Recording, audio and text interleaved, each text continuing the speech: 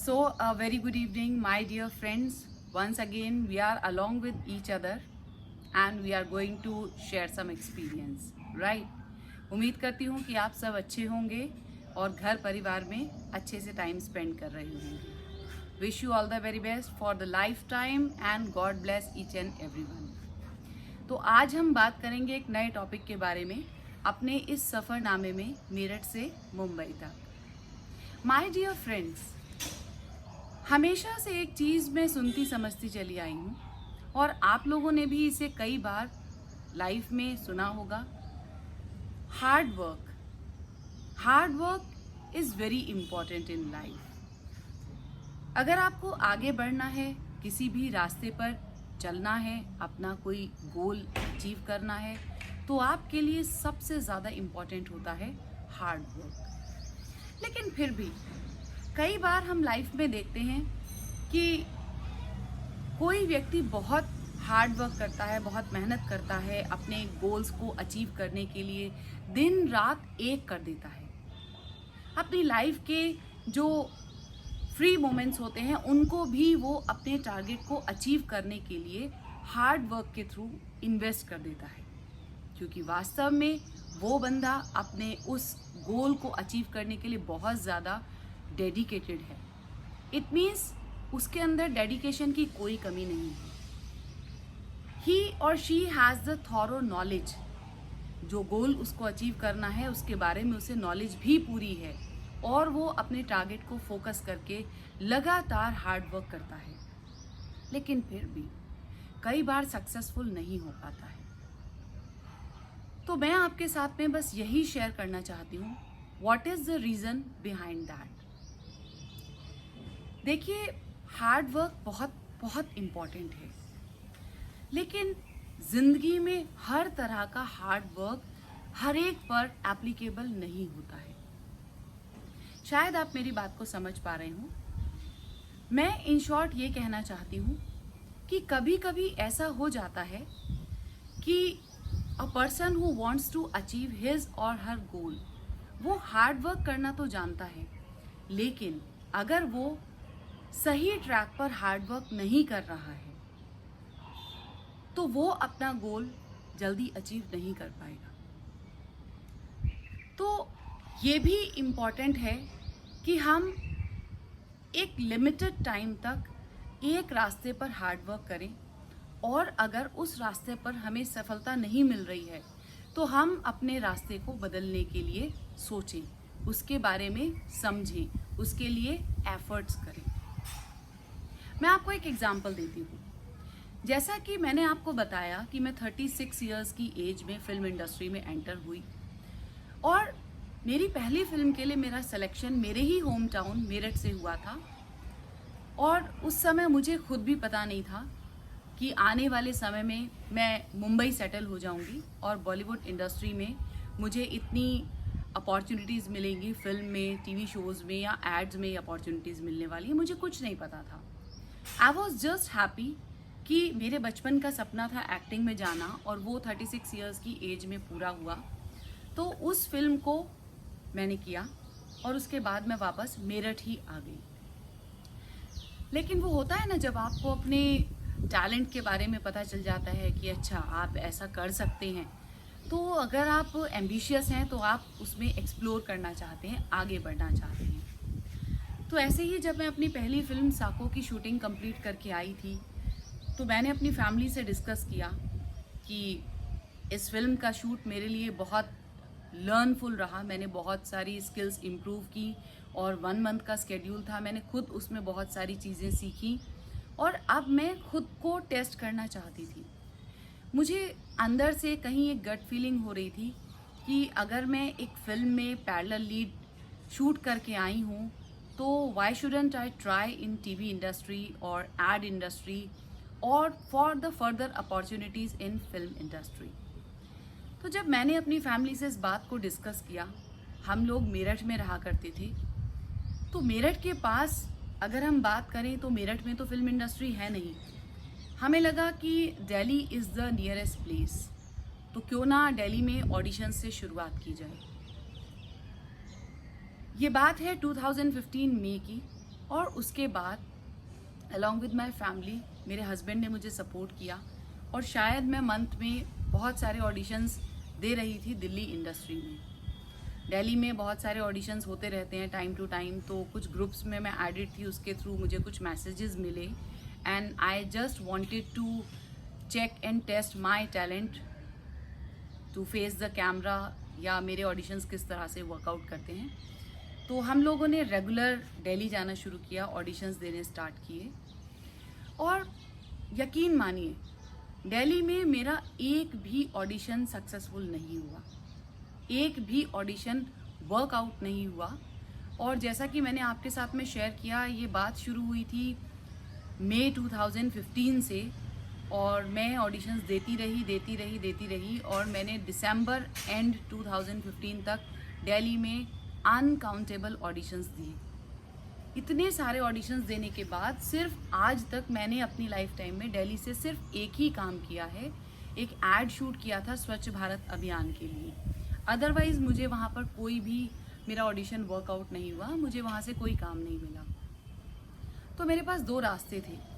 एक रास्ता था कि मैं अपने टैलेंट पर शक करती और दूसरा रास्ता था कि मैं एक बार अपने रास्ते को चेक करती। तो मैंने और मेरे हस्बैंड ने बैठकर डिस्कस किया कि जब इतने सारे ऑडिशंस दिए हैं और वो वर्कआउट नहीं हुए तो व्हाट नेक्स्ट नाउ, अब हमें क्या करना चाहिए। क्या मुझे फिल्म इंडस्ट्री में जाने का सपना छोड़ देना चाहिए? क्या बस मेरी लाइफ में एक ही अपॉर्चुनिटी थी इस इंडस्ट्री में काम करने की, and that was the film साको, जो मुझे मेरठ में रहते हुए ही मिली थी। तो इस सब पर हम लोगों ने डिस्कस किया और फिर ये कंक्लूड किया कि जैसा कि सब जानते हैं कि अगर बॉलीवुड में आपको जाना है तो you have to be in the mart of Bollywood, and the mart of Bollywood is Mumbai, not Delhi. कुछ चीज़ें दिल्ली में शूट ज़रूर होती हैं। जब मैंने अपने सोर्सेज के थ्रू पता किया and few of the friends who are living in Mumbai, we had the word with them, जब उनसे डिस्कस किया, बात की, तो उन्होंने यही सजेस्ट किया कि दिल्ली में भी जो शूटिंग्स होती हैं उनकी कास्टिंग मुंबई से ही होकर जाती है। फिर ये भी फील हुआ कि हो सकता है दिल्ली में जो मैंने ऑडिशंस दिए हैं वो इंडस्ट्री कहीं सर्वाइव ही नहीं कर रही हैं, या आई डिडंट नो कि उनके वो प्रोजेक्ट्स शूट हुए भी या नहीं शूट हुए।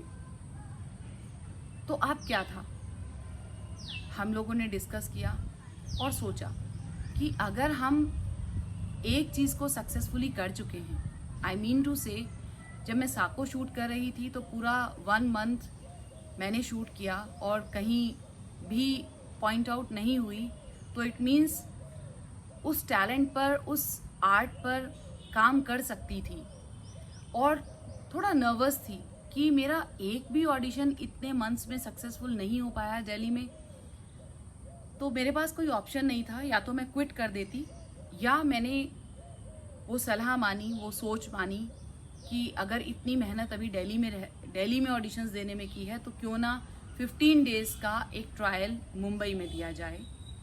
एंड हमने प्लान किया और मैं और मेरे हस्बैंड 2 जनवरी 2016 15 डेज़ के ट्रिप के लिए मुंबई चले गए। इस सोच के साथ गए थे कि जैसे कि एक भी ऑडिशन दिल्ली में वर्कआउट नहीं हुआ था, अगर यहाँ पर भी वर्कआउट नहीं हुआ तो मैं बहुत प्यार से, बहुत खुश होकर ये एक्सेप्ट कर लूँगी कि I am not made for Bollywood industry. लेकिन इतनी जल्दी हारने वालों में से नहीं हूँ। पहले जाऊँगी, अपने टैलेंट को चेक करूँगी और अगर मुझे ज़रूरी लगा तो उस पर हार्ड वर्क करूँगी। कहने का मतलब यह है कि मैंने अपने मेहनत करने के रास्ते को थोड़ा सा बदला।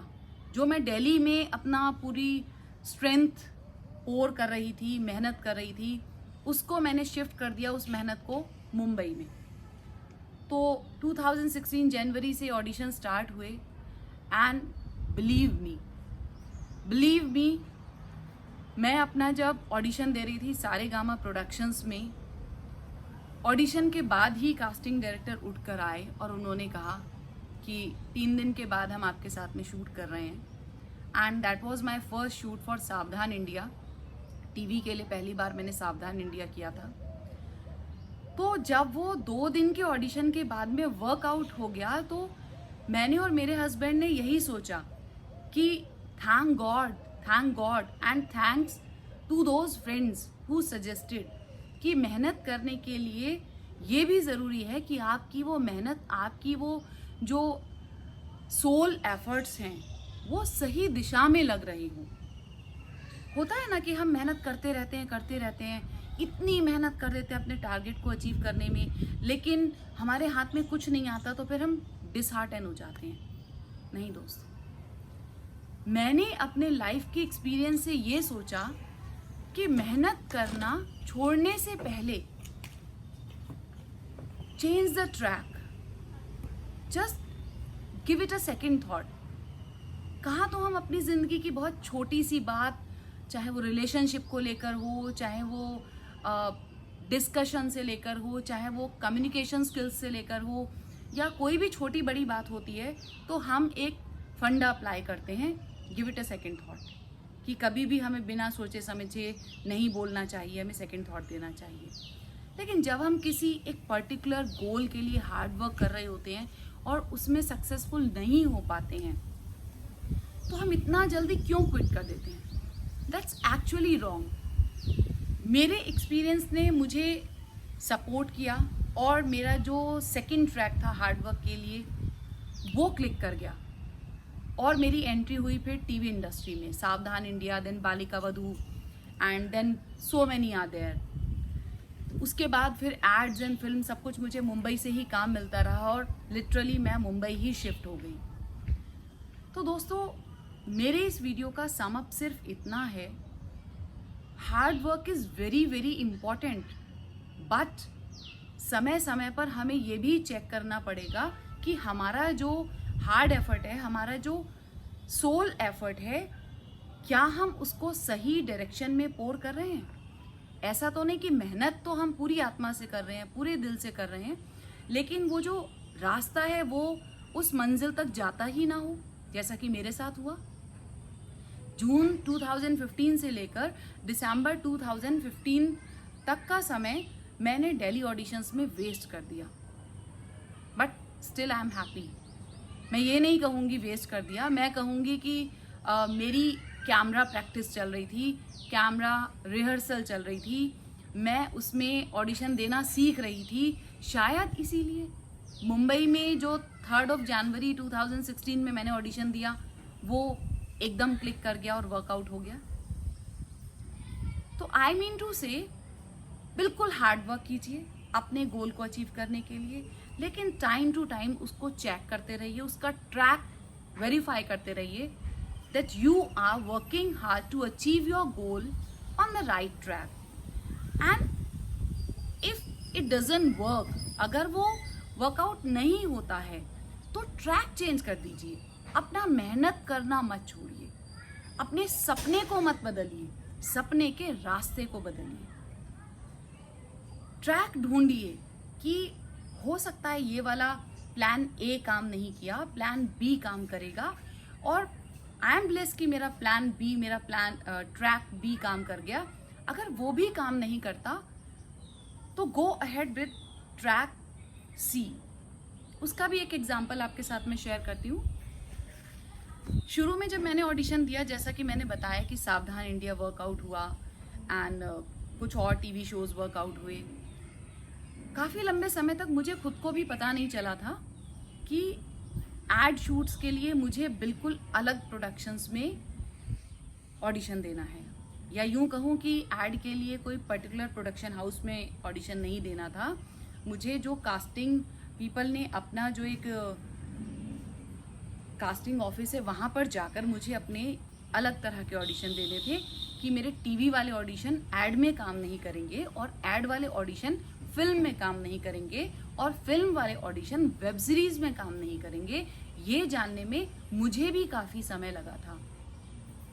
तो बात फिर वहीं आ जाती है कि अपने गोल को अचीव करने के लिए, अपने टारगेट को अचीव करने के लिए, अपने सपने को पूरा करने के लिए अपना हार्ड वर्क मत छोड़िए, अपने हार्ड वर्क के तरीके को बदल दीजिए, रास्ते को बदल दीजिए। ये ज़रूरी नहीं कि ये रास्ता जो आपने सबसे पहले चुना था ये आपको आपके गोल तक ले जाएगा। मे बी कि उसके लिए ये वाला रास्ता बिल्कुल सही हो, तो इसको पकड़ लीजिए और इस पर फिर आगे बढ़ते जाइए। और जैसे हर चीज़ की एक एक कदम एक एक सीढ़ी चढ़कर हम आगे बढ़ते हैं, तो जब आप इस रास्ते पर चल रहे हैं, ट्रैक भी आपका काम करने लगा है, तो भी उसको वेरीफाई करते रहिए, चेक करते रहिए, क्योंकि यहीं थोड़ी ना रुक जाना है आपको तो इस लेवल तक जाना है। तो इस लेवल तक जाने के लिए आपको स्टेप बाय स्टेप अपने हार्ड वर्क के तरीके को बदलना होगा, और किस ट्रैक पर आप हार्ड वर्क कर रहे हैं उसको एवरी टाइम रिन्यू करना होगा, इनोवेटिव आइडियाज के साथ में, इनोवेटिव थॉट्स के साथ में। वो बहुत एसेंशियल है, वो बहुत इम्पॉर्टेंट है, तभी आपका हार्ड वर्क सक्सेसफुल है। और हाँ, एक बात और आपसे कहना चाहती हूँ, बुज़दिली की बातें सिर्फ वही लोग करते हैं जो असफल हो जाते हैं। एक कहावत मैंने सुनी है, जब बात हार्ड वर्क की जाती है तो कुछ लोग एकदम से आपकी बात को काट देंगे, इंटरप्ट कर देंगे और आपसे कहेंगे ये सब तो डेस्टाइंड होता है, मेहनत तो मजदूर भी करता है। What is this? This is all about failure. हम इतना एक नेगेटिव अप्रोच क्यों रखेंगे कि मेहनत तो मजदूर भी करता है? चलिए मैं कहती हूँ मेहनत तो मजदूर भी करता है, बट कुछ मजदूर में से मिस्त्री बनते हैं, फिर ठेकेदार बनते हैं, और फिर बड़े कॉन्ट्रैक्टर बनते हैं, और उनके अंडर में बहुत सारी लेबर काम कर रही होती है। तो ये हर जगह अप्लाई होता है। इस चीज़ को माइंड में बेयर करके उन नेगेटिव लोगों से दूर रहिएगा जो चैलेंज करते हैं हार्ड वर्क को, क्योंकि हम सभी जानते हैं there is no shortcut for success, only the hard work pays. Hard work कीजिए, स्मार्ट वर्क कीजिए, सही ट्रैक पर काम कीजिए, किसी की भी मत सुनिए। नेगेटिव अप्रोच वालों की बात कर रही हूँ मैं। पॉजिटिव रहिए, फैमिली को साथ लेकर चलिए, आगे बढ़ते रहिए। आपको सक्सेसफुल होने से कोई भी नहीं रोक सकता।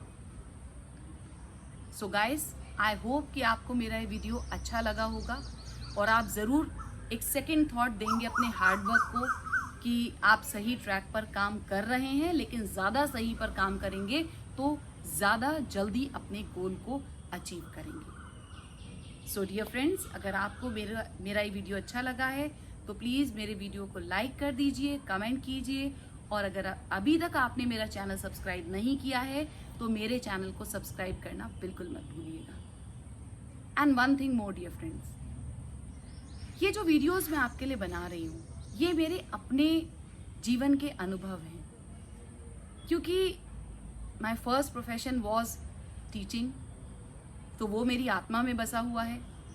तो जैसे अपने स्टूडेंट्स के साथ में अपने कुछ एक्सपीरियंस शेयर करके मैं उन्हें उनकी पर्सनैलिटी को ग्रूम किया करती थी, तो ऐसे ही उसके बाद personality development trainer and then managing director and now into Bollywood industry.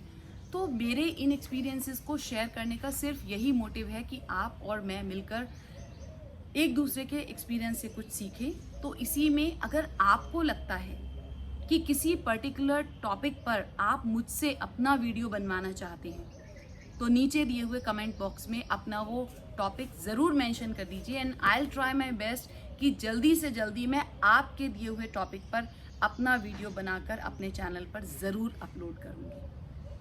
So, wish you all the very best, guys. Keep it up, stay blessed, stay safe, go ahead and keep rocking.